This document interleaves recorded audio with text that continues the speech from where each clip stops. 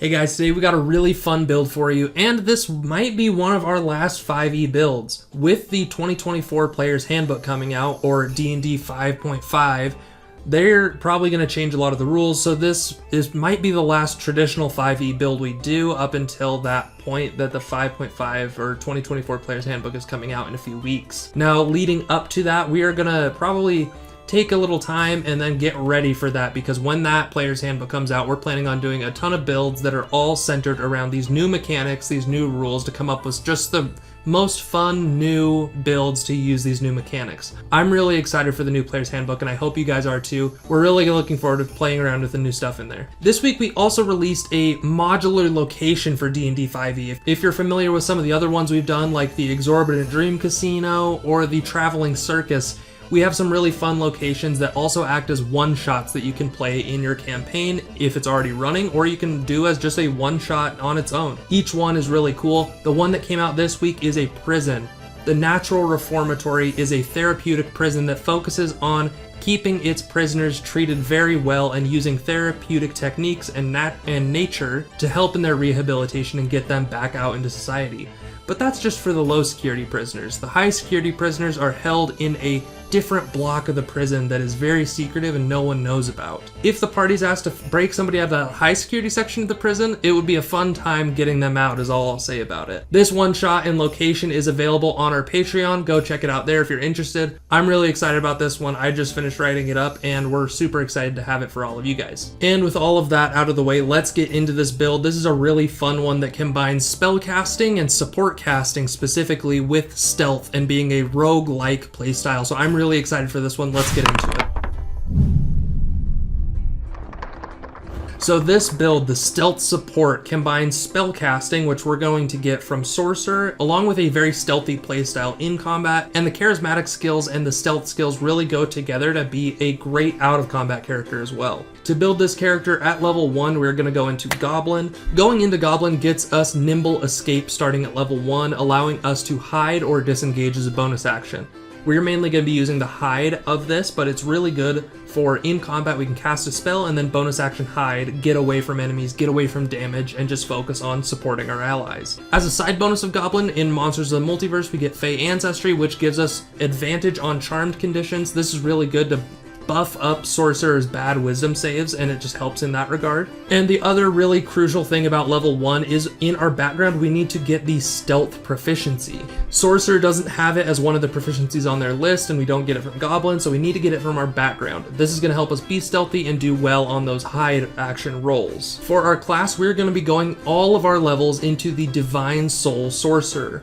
Now, the Divine Soul Sorcerer is super unique because it not only gives us access to Sorcerer spells, which have some great supporting spells, it also gives us Cleric spells, which are really great supporting spells. And the mix of these two together allows us a lot of flexibility in how we support our team, and it is just a really great combo to give us a lot of variety to choose from. To make this build even better, when we're picking up our meta magics, the two I'm looking at are Subtle Spell, so that we can cast spells while we're hidden without having to come out of hiding to do the verbal or somatic components. We can stay hidden. And the other one is Distance Spell. A lot of the best spells for supporting are a range of touch, and Distance Spell allows that to be 30 feet, so then we can use that without having to come out of hiding.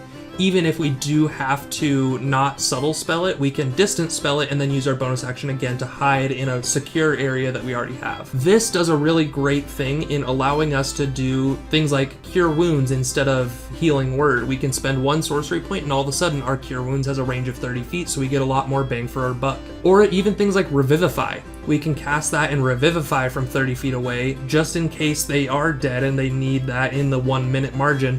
That gives us a great versatility in there and allows us to use that flexibly. It might not come up all the time, but I think it's better than a lot of the other options. Specifically, I thought of Quicken Spell, but we already have a consistent bonus action in hiding, so I think Quicken kind of loses a lot of value there. With this build, I'm also at 4th level really looking hard at the Skill Expert feat. The Skill Expert feat is a half feat, so it allows us to round out our odd scores. This would be best in Charisma to round that out to raise our DC on certain spells and just make it quite a bit better. But it also gives us expertise in one skill, obviously Stealth. This is going to do a lot for us in making sure we're not found, and out of combat is going to be great as well.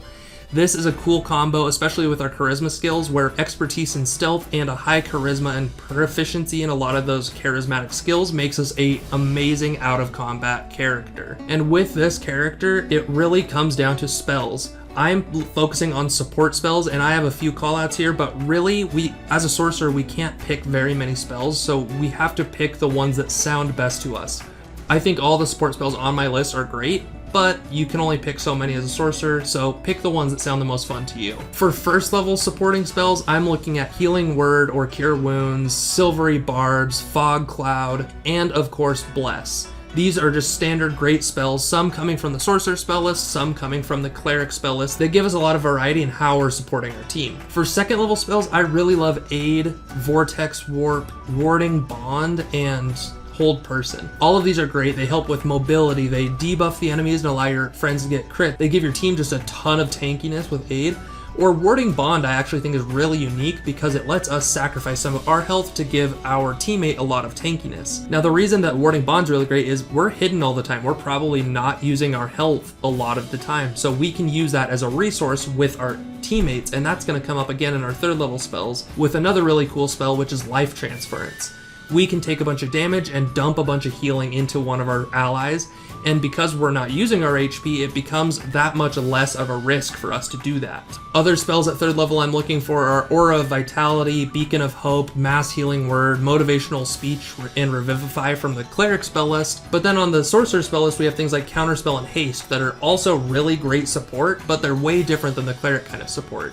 And I think that's one of my favorite things about this build is combining the Cleric kind of support with healing and buff with the Sorcerer kind of support that is a little more flexible. It does a little more outside of just buffs and normal healing. Now, as for the flavor of this character, I really love the idea of playing a character that is truly a coward. They know they are squishy and they are acting like it. They are hiding. However, I also love the idea that before combat, this character is very bold, very, bravado. A character that can talk the talk for sure, but he cannot walk the walk. When crap hits the fan, he is the first person to duck out of the way and just cross his fingers that his allies can take it, and all he does is just support them the best he can, hoping that they can take it. I really love that personality on this character. I think it would be really fun just to kind of, combat starts, you cast a support spell and then dip out of there and hide away. I think it creates a lot of fun moments in the campaign, especially where after that combat you go and brag as if you were the hero all along. I think it's a really fun character, fun for any table. And tell us what you think about this character, or how you would make it better, or how you would do the stealth support archetype in a better way. Would love to hear it, and we will see you on the next one.